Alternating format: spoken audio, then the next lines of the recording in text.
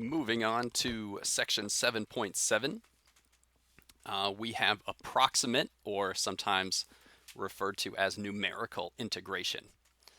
So this is a fun section. We're going to approach integration in a whole different angle. So this will deal with definite integrals, probably more often than not. In the previous sections, the first few sections, it was indefinite integrals because we were really focusing on how do we find an antiderivative, where here we're going to focus on, we want to get that the area between the function and the x-axis, right?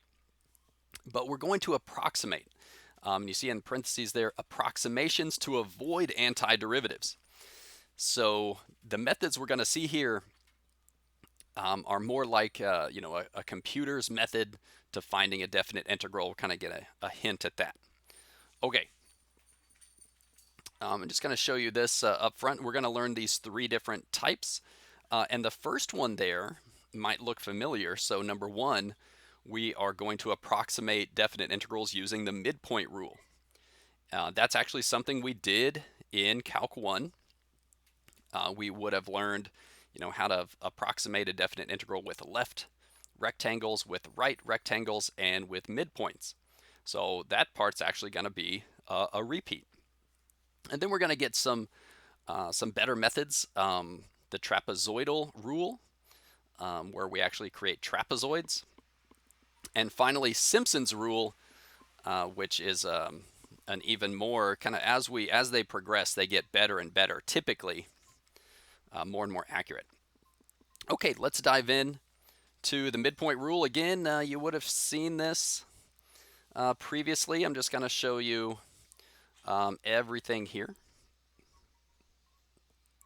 Okay, so I've got a drawing of just some, nice looking f of x. Kind of got a nice curve to it.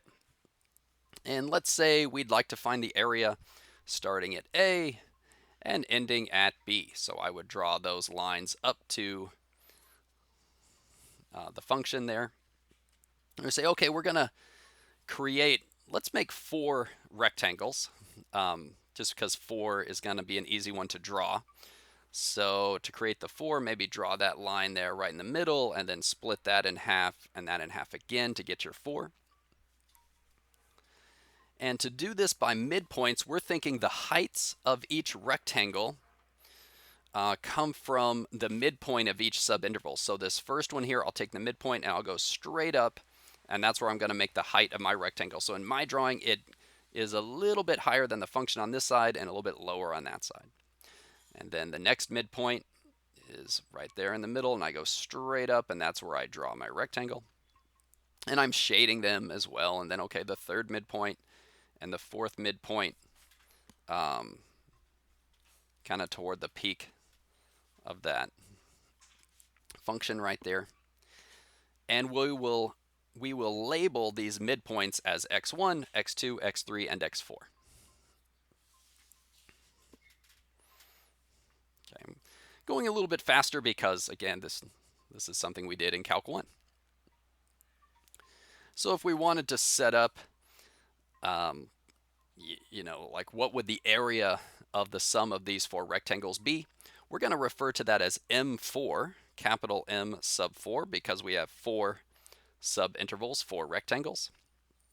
And if you remember from Calc 1, we'd say, all right, well, if you think of the area of each rectangle, so maybe the area of this first one, it would be the height times the width, of course. The width we refer to as delta x, the change in x, and the height would be the function value at x1. And if you do that for each of your 4 rectangles, you could arrive at this simplified formula. We can factor out the delta x, right? We can imagine it multiplying to each one. So height times width, height times width, height times width, height times width. Really, it's easier algebraically if you just add these 4 function values at x1 through x4, add those up, then multiply by your width. And if you're wondering, okay, well, how do we know the width?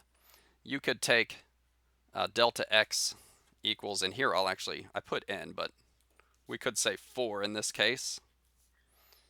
It'd be b minus a divided by 4, since again we have 4 subintervals. And there you go. All right, before we get to an example, let's learn the trapezoidal rule, and then we'll do an example with midpoint and trapezoidal at the same time. So it looks like trapezoidal I've got on the next page. So you don't quite have the formula yet. This is the beginnings. Okay, so imagine, a similar function there, f of x. This time, to keep things a little bit simpler, I'm dividing it into 3 subintervals, like so.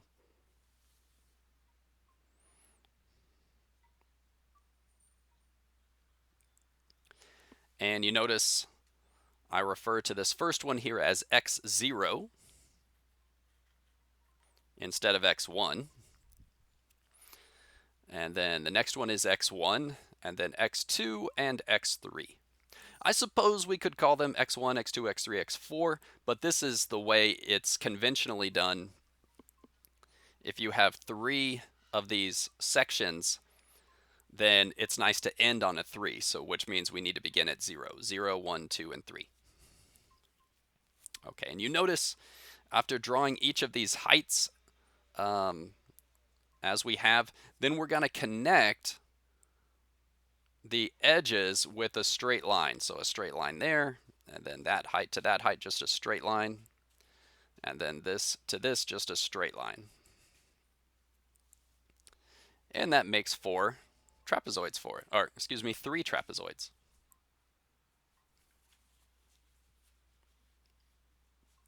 And I like to shade those in. You notice the first one goes a little bit above, then the other 2 are a bit below. So this is going to be a pretty good approximation. And in many cases, better than midpoint. Not always, but in many cases, this will be even more accurate than the midpoint. Okay, let's develop the formula here for the trapezoidal. So we're going to say, all right, think about the formula for the area of a trapezoid. And I'm saying the area of the first trapezoid, this one here. Okay, the area of a trapezoid, you may not recall, you might not have thought about that for many years, but here it is. The area equals h over 2 times the sum of b1 plus b2. b1 and b2 are the bases. Can kind of draw. Here's a typical trapezoid. So there's the height. And then on top we say that's base 1, and across the bottom that's base 2. So it's h over 2 times the sum of b1 plus b2. So what would that look like for our first trapezoid here? What is h? What is b1? What is b2? Well, you see it right there. This trapezoid, we're thinking of it as like laying on its side. So b1, we can point that out, is the height at x0. So that length right there is our b1. Here's b2, f of x1. Make that a little bit darker for you. And what is h? Well, if it's laying sideways, then h is the width of that trapezoid, and that is delta x. So delta x over 2 times the quantity f of x0 plus f of x1. Now, of course, we want to add all 3 of these areas up. So how is that going to work?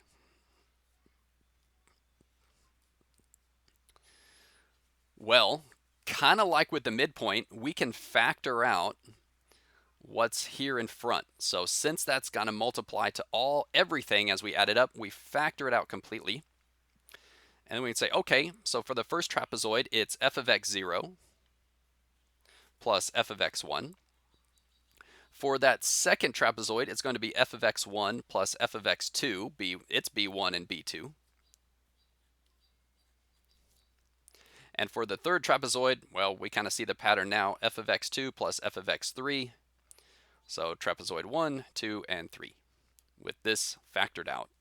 completely. You say, okay, I see that. But you know what? We can simplify this. You notice that f of x1 occurs twice, as does f of x2. So we can write it this way. And you see my notes here at the bottom. I'll get to that. Same thing as the previous line, f of x0, 2f of x1, 2f of x2, plus f of x3.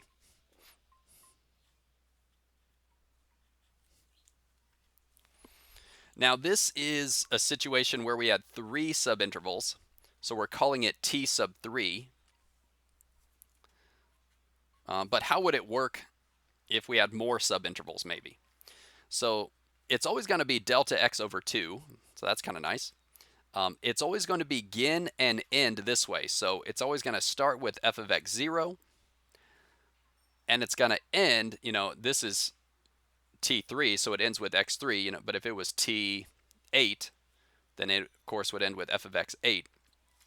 All the terms in the middle get doubled because of the way these are going to add together. So the first and the last are singles. Everything in the middle gets a 2 in front of it, since there would be that overlap looking trapezoid to trapezoid to trapezoid. Okay, very nice. I think we're ready for an example. We're going to use trapezoidal and midpoint here. So it says approximate using midpoint and trapezoidal rules. We will round to 4 decimal places. Be sure you've got your calculator ready. You're going to need it pretty soon. So we've got a definite integral from 1 to 5. The natural log of x to the third plus 2 dx. And we're going to use 6 subintervals, n equals 6. Now you look at that definite integral and, oh man, I don't think I want to approach that in the normal sense, like trying to find an antiderivative. No thanks. I don't even know if our new methods would be able to handle something like this. There's a lot of integrals we know how to do now, but there's a lot more integrals, infinitely many, that simply are not possible to find an antiderivative of. Luckily, if we need definite integrals, which often is the case in applications, then we kind of fall back on these numerical methods and approximate. Okay, anyway, so we're going to figure out this number with 6 subintervals. All right, we don't need to graph this or anything. Don't worry about that. Here's what you want to do. And I apologize for this ink blotch right there. You can ignore that.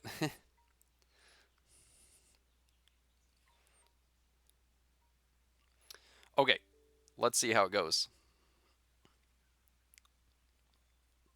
So, let's see, we've got 1 to 5. Okay, so I'm going to just draw this line and just kind of mark the ends. So I begin at 1, I end at 5, and I know I'm going to use 6 subintervals. So I'm going to cut this into 6 equal parts, 1, 2, 3, 4, 5, and 6. Take your time with that. Maybe start with the one in the middle, and then divide that into thirds, and divide that into thirds, like so. And then it's good to label these values, and I know they're very tiny on the screen here. Maybe I can kind of zoom in a little bit. That's probably a little bit better. How can we get these values here where all those occur? You can say, well, it'd be good to calculate delta x. So in this case, with n equals 6, going from 1 to 5, delta x is 5 minus 1 over 6, 4 over 6, which is 2/3. So I know that's 2/3, 2/3, 2/3, 2/3, right, all the way. Well, what would that mean? Okay, if this is 1, then this becomes 5/3, 7/3, 9/3, 3, 11/3, 13/3, and finally 15/3, getting the 5. And we kind of confirm that it all fits the way it should.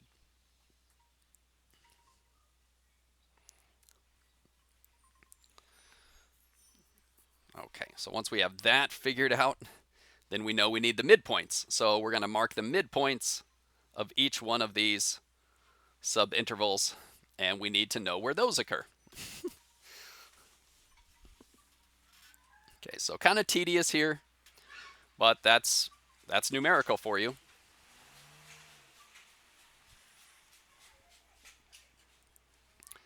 Okay, well, where do each of these? Maybe the first one's the easiest. What's right between 1 and 5/3? Well, that would be 4/3. And then once you have the first one, then the distance to the next is simply the width again, right? So if I know 4/3, then I can add 2/3, 6/3, right? And then 8/3, 10/3, 12/3, 4, and 14/3. And those are all of my midpoints. Okay, wow. A lot of work here for the midpoint rule.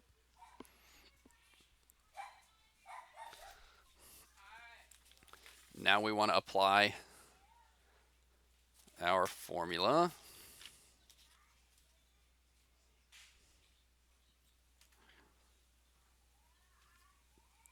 Okay, so the midpoint rule formula said begin with delta x. So that was our 2/3. And then we just add up all the heights at all of our midpoints. So f of 4/3 plus f of 2 plus f of 8/3 plus f of 10/3 plus f of 4 plus f of 14/3.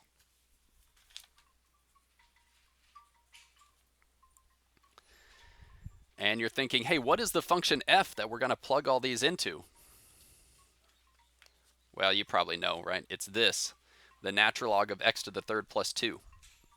Now, you might be looking at that and thinking, oh, no. Oh, I got to plug each one of these numbers in to that and then add them all together. Yep, that's the way these problems go. I already did this one and got 12.8768 if I went to 4 decimal places. I'd encourage you to confirm that answer if you're up for it. Also, just a tip, when you're calculating these, I would suggest, not writing anything in between. So don't do each one and round each one and then add them up. Just do it all in your calculator in one way or another. Don't round until the end is the best policy, and it'll save you some writing. You don't want to write each one of these individually. Just knock it all out. Be careful. Take your time. Don't rush that. That does need to be executed correctly. And there you go, 12.8768. Okay, let's do the same example, but with the trapezoidal rule. And we're going to get an answer obviously very close to this. So again, I have drawn that number line, starting at 1, ending at 5. And I've noted delta x. And so we know if we start at 1, then adding 2/3 will get us these values. It was 6 subintervals again. Okay. Now we don't need to find the midpoints. These are all the numbers we need for trapezoidal. So that saves us some of our efforts right there.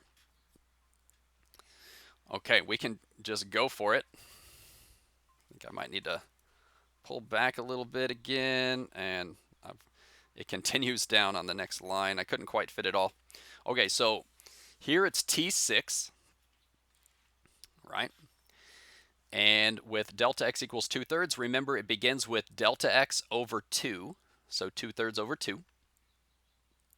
And then you're just gonna go through these, but remember all the ones in the middle get multiplied by 2. So it's f of 1 plus 2 times f of 5/3 plus 2 times f of 7/3 plus 2 times f of 3 plus 2 times f of 11/3 plus 2 times f of 13/3. And then the last one is just the single again plus f of 5. The same function, of course, the natural log of x to the third plus 2, I believe it was. Take your time calculating that sum there. And then what that actually reduces to 1/3. So here's your final answer. T6 this time is 12.8528, which quite very close to the midpoint. And that, of course, it should come out that way. Very close indeed. Okay. Let's stop this video here. More to come in a moment.